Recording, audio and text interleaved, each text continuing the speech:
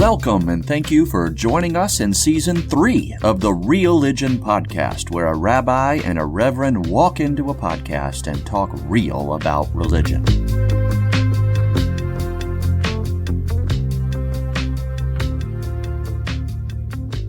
Joel Tolbert, Reverend, Friend, Pastor, Father, Shalom. Yes, all the aboves, and back at you, my buddy. How are you today? And just for the record, when I was saying father, I literally meant you are a father. I wasn't making a religious joke. Okay. Thank you. I just want to be clear. That. Yeah. Nor that I'm old enough to be your daddy, which I am not. No, God forbid. Oh, goodness. How are you? Okay. I'm going to be driving over across the bridge to a hospital way over in Baltimore from the Eastern Shore because one of our precious ones, who's been on a ventilator now for a while, might be taken off of that ventilator soon.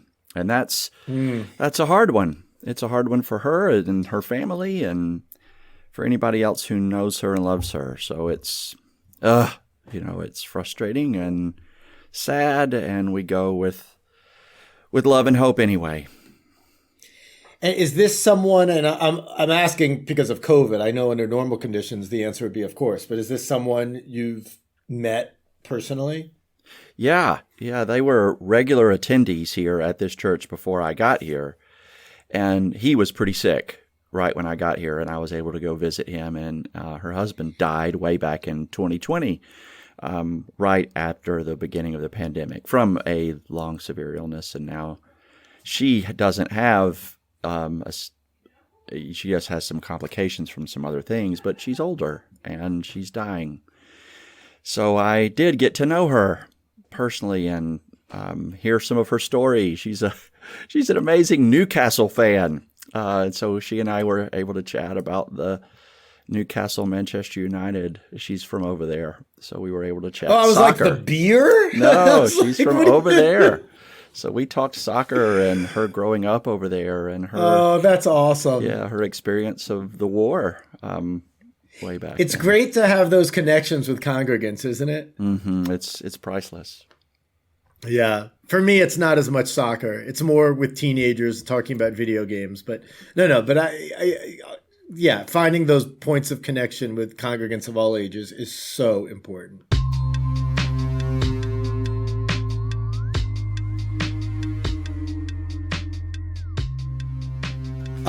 So who went first last week? I don't remember. I don't either. Flip a coin.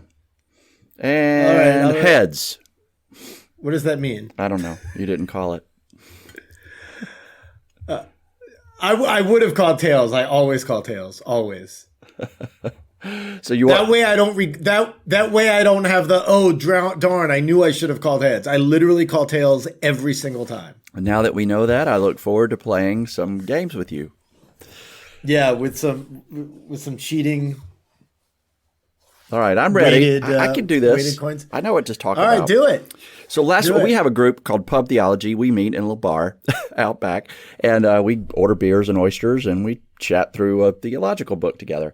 And last night, the topic was how do we confess in context?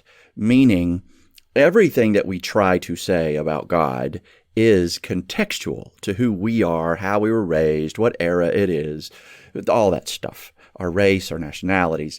And we were kind of stuck in this chapter as we debated this with some younger to older folk, the difference between, is it more important when you're doing religion to translate it into the particular context so that those in a context hear words that make sense to them?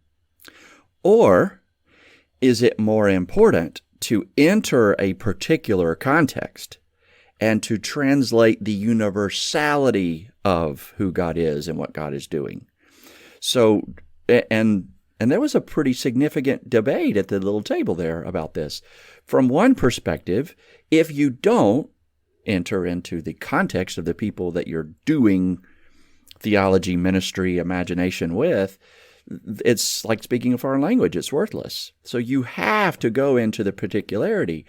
But on the other perspective, if you only do the particularity and not stretch them to the universality of it, it's coddling a particular context, not pointing to the God who is bigger than any particular context. And it kind of blew my mind as I went to bed last night, realizing, oh no, every clergy professional and every congregation and synagogue anywhere has this problem. Are we taking care of our own and speaking a language that makes sense to us right now, comforting us right now, or are we stretching ourselves to look at the ones beyond us who need this love and care and understanding? And that tension I think it's a both and, but I wonder how you perceive that as a possibility in your faith and in your congregation. So it's interesting. I wouldn't call it a problem. You used the word that I would call it, which is a tension. I think it's a problem if you don't think about it and if you don't realize that it's there. But in and of itself, I don't think it's a problem. So I'll tell a story, and you could tell me if this relates to what you're saying. It legitimately may not. But when I was in Omaha, the Jewish Federation of Omaha, which it's kind of hard to explain what that is, but it's kind of a community organization that works with all the local synagogues and auxiliaries to basically promote Jewish community. And they have funds that they allocate to different programs. And there was this idea, and I don't know if they're still doing it. I mean, this was when I was there, lots of people know what a bar bat mitzvah is. It's when a Jewish child is the age of 12 or 13 and leads the service and gets called to the Torah. It's a pretty big deal. It's a pretty big life cycle event. And there was this idea of let's teach kids how to be philanthropists, not just to donate money, but how do you save money and invest money to think about, in thinking about your priorities. And so there was this idea that kids would essentially start an account. And they would put money in that account, and the federation would manage it. And every year, and I may be getting the particulars wrong, but it doesn't really matter. And every year, the sum of that balance would go toward organizations that the child and their families decide. But the balance would never go to zero. And so it would be like a very minuscule version of a a foundation, right? So the debate became, well, what organizations are we going to list as, valid organizations? And there was this real debate about should they be specifically for the benefit of Jews, or can they be larger than that? And there was a real divide. And myself and the senior rabbi where I was both believed very strongly that it needs to be both. Now, a child and their family may choose to only give to Jewish organizations, but they need to be allowed that choice. And I stand by that kind of as a philosophical approach, that for me, and I think I may have said this line to you before, and then I'm going to be quiet. We have a family member that grew up, passed away tragically last year. He was on the board. He grew up in our synagogue and then spent most of his career in Atlanta. And he was on the board for American Jewish World Service, which collects funds mostly for third world countries, the majority of which citizens are not Jewish. But it's a Jewish-owned organization, if that makes sense. And one of the things that he would always say, and his name was Dale Schwartz, may his memory always be a blessing, was, we don't do this because they're Jewish. We do this because we are Jewish. And so for me, part of the particularity of being Jewish is in recognizing the universality of God's creation. Yay, that one helps. At the same time, to be Jewish, and I spoke too long. I'm sorry. Yes, perfect. And it's your topic, and I'm still talking. Look, I'm still going. It's lovely. And at the same time, like, to be Jewish is a very particular thing. Like, and you can't just say you're Jewish. No, there is a particularity to being Jewish. And there is a universality that being Jewish pulls you toward. Like, that it makes you go do that, serve those other countries, not because they're Jewish, but because you are. So that seems like a fair balance, to honor the particularity and recognize that the particularity has a purpose to point to the universality. But what I find is religious organizations are less and less, and maybe this is the bowling alone issue, the social connection issue, the demise of our social connection. Well, you just aged yourself. That's an old one. It's about 20 years old now. That's right. But it has to do with the way that we feel a sense of connection and community and what those connections do for us. And in that framework of study, there are connections that bind us together, and then there are connections that bridge us to others. And what seems to be happening because of social media and customized news platforms and all that, we are scrapping the bridging social connections and choosing only the binding social connections, the echo chamber, so to speak. And I find religious institutions and congregations to be preferring that as well. We show up for our particular preference of music, our particular preference of theology, our particular preference of who a good preacher is, our particular preference of politics at a church. And we don't care to bridge across. When we come on a Sabbath, it is to get what we need, our particular. And if you challenge into the particular institutional religious space the bridging call, that makes some folk pretty uncomfortable because they're not there for that. They're there for the echo chamber or the bonding social connection, not the bridging social connection. And I don't think I can do God without the universality. I can do a God in a particular space with a particular people, but I can't stay there and call it God. It has to be bigger. And so it feels like, how do we as clergy invite our congregations and communities and denominations or whatever to remember we don't do it the way we do it because our way is right. We do it the way we do it to train us to do it bigger, to do it broader, to do it wider, to make new bridges. Yeah, that's well said. Sometimes I think about the first two books of the Torah, of the Bible. You know, the God of Genesis is a universal God. God creates the world and all of humanity. God of Exodus for the Jewish people is very particular. God frees the Jews from Egypt. And so it is a both and. God is both. And at times it's important for us to be both. So for example, when we talk about anti-Semitism, yes, there is hatred of all kinds everywhere. But anti-Semitism is its own particular brand, and it is important to name it in the same way that it's important to name Black Lives Matter as opposed to All Lives Matter. The specificity is necessary. And there are times when universality is necessary. And of course, depending on theology and framework, it's very different. I'll share you one thing that I think about all the time. You know, both of us believe in God as the creator of the universe. But your brand, so to speak, of Christianity and my brand of Judaism in terms of who God is could not be farther apart in some ways. For you, God had a son named Jesus that did these certain things and represent certain things. And for me, God didn't. Those are very important particular differences. Mm-hmm. Yeah, and that's where, like for a Christian, that's where particularity becomes ridiculously important.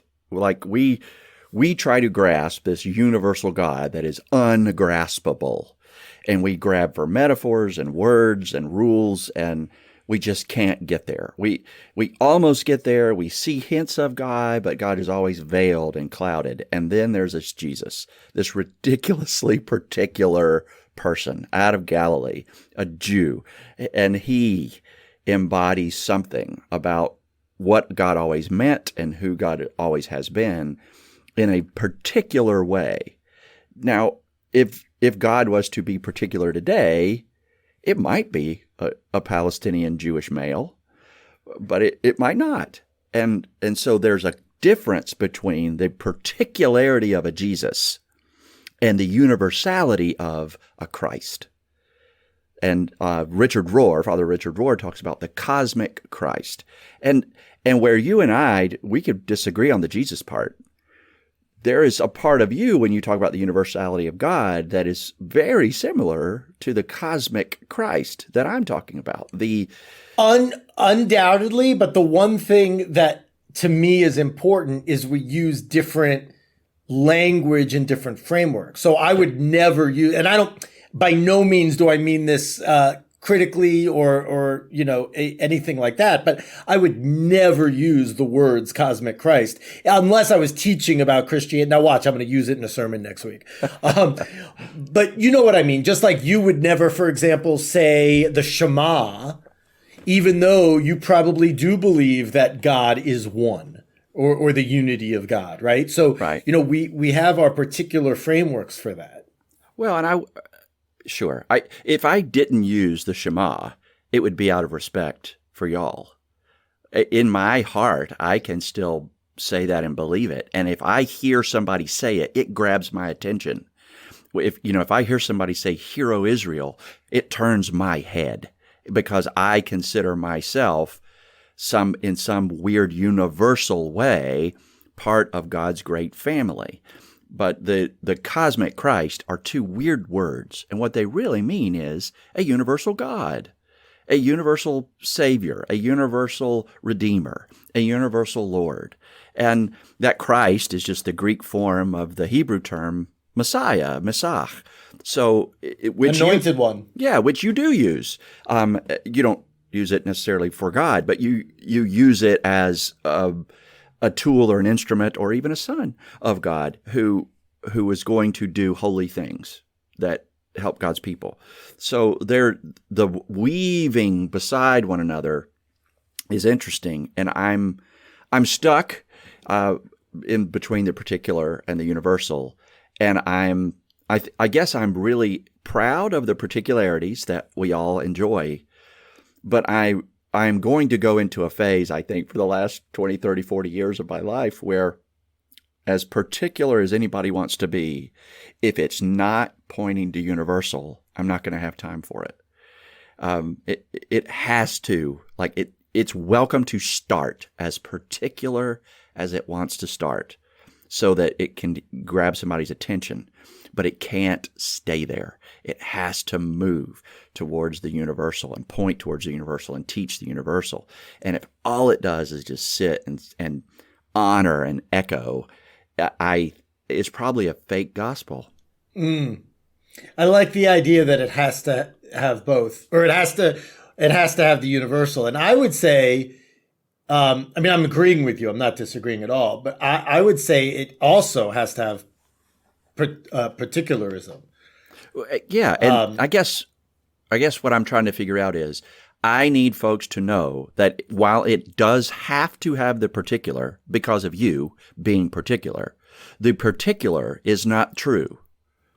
It is a way of pointing to the universal truth, right? So you can use the particular as true in ways that it points to universal truth, but don't get confused that the particular is the true. It's only true in how it is metaphorically or becoming a conduit toward the greater. That's good.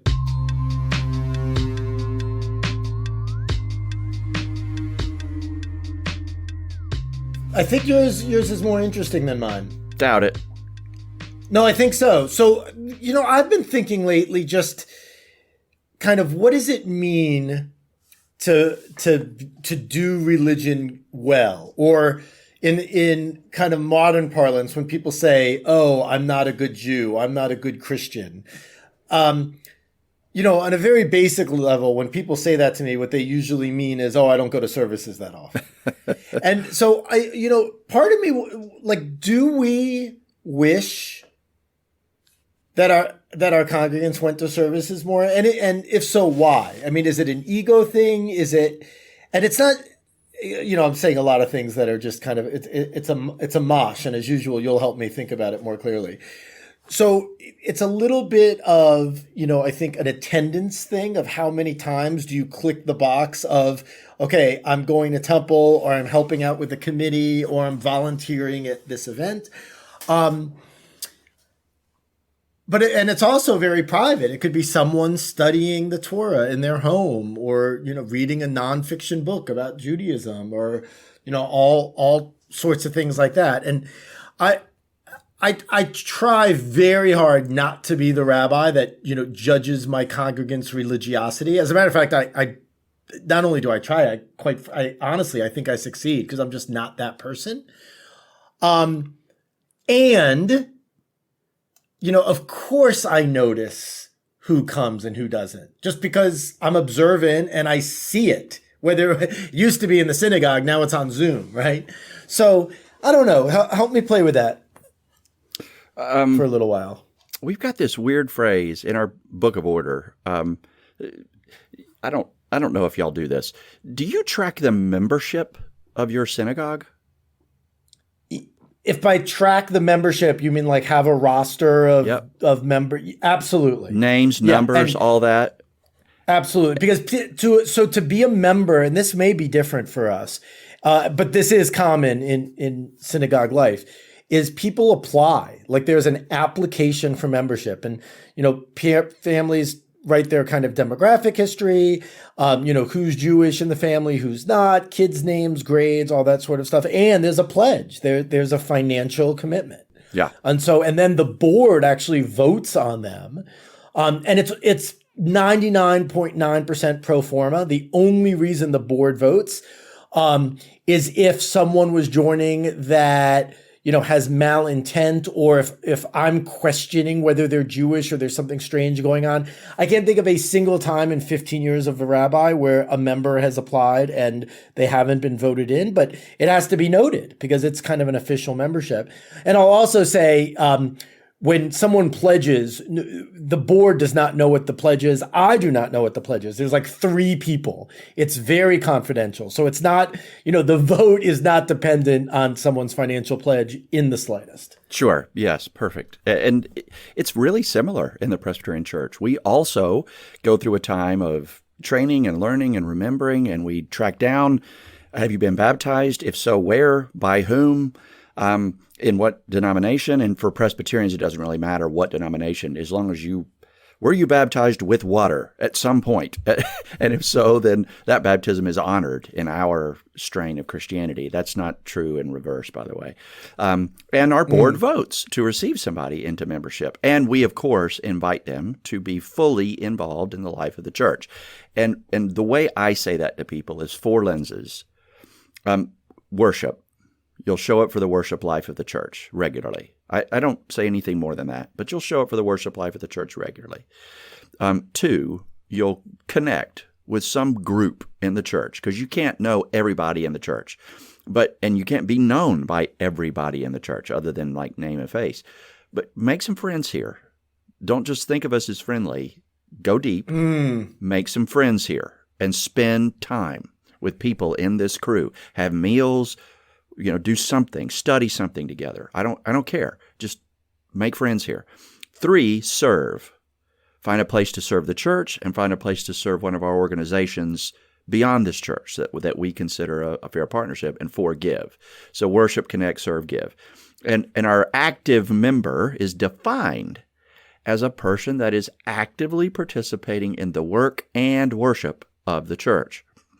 So if I see somebody that I know, they're active. They have a small group. They're active. They go help with that building project. They never come to worship. I pull on them a little and say, hey, we need you, you need us. This is important time. What's up? And they may say, it doesn't feel right. I don't understand it. I don't like the language, or, I don't like the songs, or I don't agree with the affirmation of faith that we say sometimes. And then we go through all that. Basically why none of that matters, right? It's just you being here and doing the disciplines. But I don't think that the religious practices are required by God, but I think they are required to become fully human, and so somehow in there, I don't invite them to do it to make God happy. I invite them to do it to become their true selves, their full selves. I like that. And is there, just from a practical standpoint, is there like not peer pressure in the traditional sense, but I guess the hope is everybody else is doing it, therefore, we need to step up. I hate that, but yes. Right? Yeah. Oh, we haven't seen you in a while. That's like my least favorite comment to say to somebody. Yeah, Yeah, absolutely. I just try not to say anything. Like, I just walk right up to them. If a guy, grab his hand, pull him in, do a guy hug, right? If it's a gal, spread my arms, do a lady hug, whatever. I just, without saying anything, I just try to show what it means to me to have their presence right there. And we took masks off for the first time since holy cow. Yeah, right? I have a feeling we're close to that. I have a feeling. We've got one Sunday now behind us with no mask, and like, wow, it's weird. And it's a little scary, but not like I'm not scared I'm going to get sick. I'm just scared that somebody in the room with me is going to get sick, and it's going to be our fault. Yeah. So but I saw a guy, and he came to worship. I don't know if he's been to worship since we've had masks. I am trying to remember, but I know he's a part of a group. I know he's out there doing some stuff. I know he's watched online, but I don't think he's come to worship since we've forced masks onto people's faces. I saw him, Sunday, and I made sure to shake his hand and hold his elbow and ask him about his small group. And I didn't say, oh my gosh, we've missed you. Didn't throw that guilt trip on him. That's right. And I try, this is a little bit different, but if someone who is a regular at services, I don't see for a while, I contact them, not because, oh my gosh, why weren't you there? But, to make sure they're okay. Because if someone has a habit of coming every Friday and then hasn't, maybe something's going on with them, which is totally different, but, adjacent. So are you asking about religious practices as part of identity? A little bit, but in terms of Reform Judaism, not as much as just kind of, I don't know if this is a small synagogue thing or just a human thing of, we have different populations that sometimes criticize the other populations because they're not doing enough, pulling their own weight, et cetera, et cetera. And even if it's true, which I'm not sure that it always is, it doesn't do the synagogue any good. It's not good to have these kind of bifurcated groups where, one thinks that they're doing all the work and the other thinks that, yes, there are people in organizations that absolutely do more than others. And also depending on time, our ritual committee, and this year will be one of those years because it'll, as I knock on wood 15 times, will be kind of a normal year in terms of all of us being in the sanctuary, that sort of thing. Like during the high holidays, our ritual committee is incredibly busy and doing a lot of stuff. Whereas at other parts of the year, maybe they're not. And, there's ebbs and flows. And I just wish there was less of a judgment.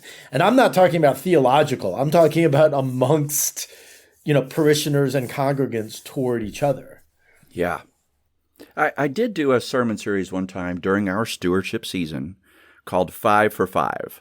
And my invitation to everyone in the church was to be a 5 out of 5 disciple. And in Christianity, we have a few benefits here.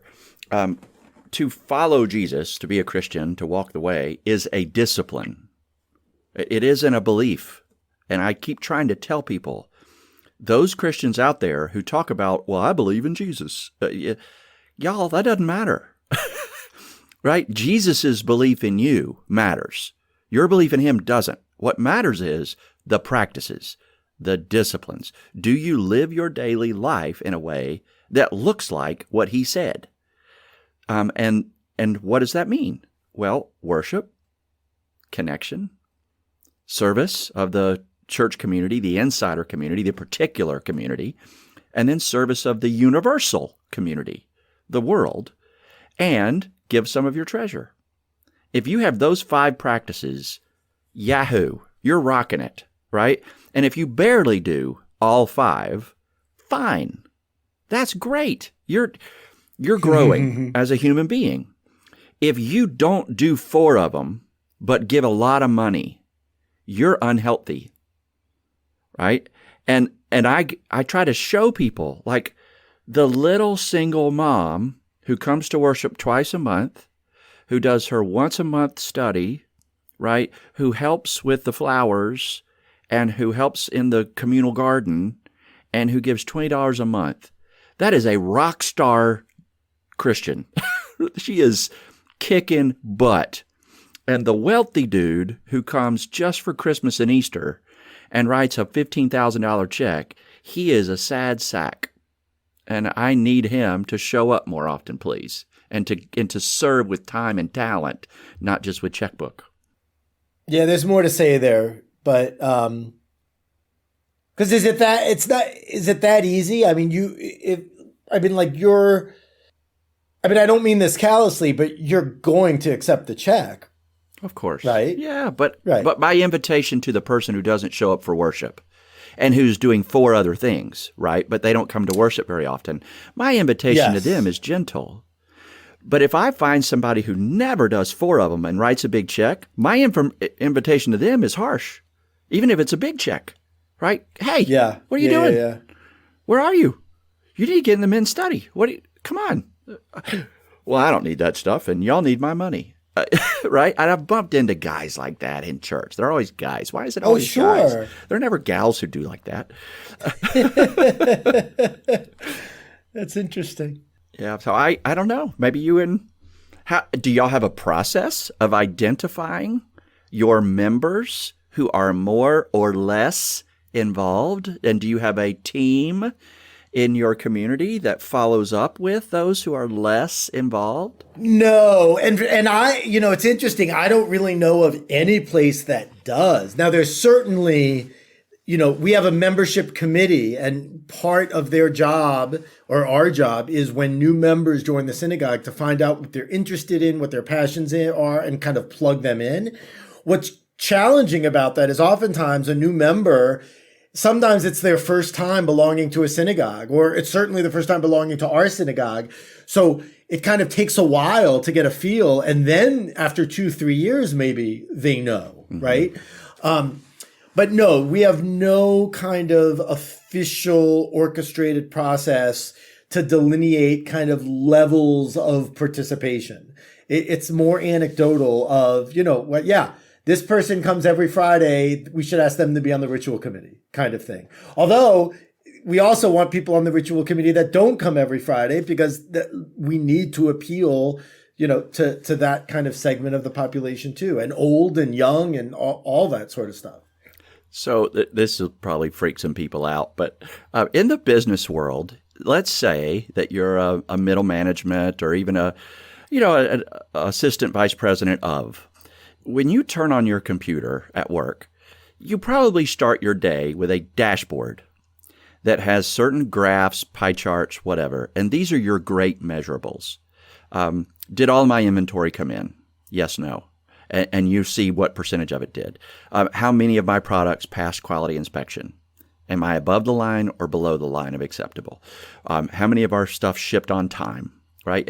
And depending on your department, you have a specific measurables that are telling you whether you, on behalf of the corporation, are doing a good job and making things flow as y'all hoped they would. Well, to measure church feels so hard. And people say there's only two measurements of church. That it's butts in seats and dollars in baskets or whatever. Those are the only two measurables. No, those are not the only two measurables. And if I could, I would give every clergy person on the planet a dashboard on their computer of 5 measurables. Of all of your people, how many actively participated in worship over the last 10 weeks? How many actively participated in some small group of fellowship, study, something? How many actively served your congregation in some way? How many actively served the world because of your congregation in some way? And how many actively gave money? 5 for 5. And imagine if you knew, like you could click, right, on that pie chart and say, holy crap, we're kind of struggling in serving the world. All the other metrics seem to be doing okay, but we're sucking in serving the world through our congregation. And you could click that and see the people who are and who aren't. And you could invite the people who are to tell stories. Hey, why do you serve? And they would tell. And then you could track, okay, are we growing the number of people who serve that way? I feel like congregations need that. If we're really interested in growing people whose lives are well-rounded and balanced and they're fully immersed in the religious community and the disciplines and the practices and they're growing because of that, if we believe these practices make a difference, then why would we not measure and encourage people to practice them? And it's frustrating to me that congregations don't do that. I've never been able to actually practice this in a congregation because it freaks people out. I like the framework. I'm going to think about that. I like that. I just wrote it down. I really like that framework as a way of thinking about success and measuring it to some extent. We have a gift here. We have a board that runs the church. We also have a second board of deacons, and they are the ones who take care of the flesh of the church. They have 3 primary responsibilities. They love on our homebound, they take care of those on our prayer list, and they follow up with those who are missing. And for now, that list of those who are missing, we really mean those who haven't been in or around worship. At some point, those who are missing could evolve to be those who aren't in worship or don't have a small group or don't have a place to serve or don't give any money. And they're invited to enter into the fullness of the community. Good stuff.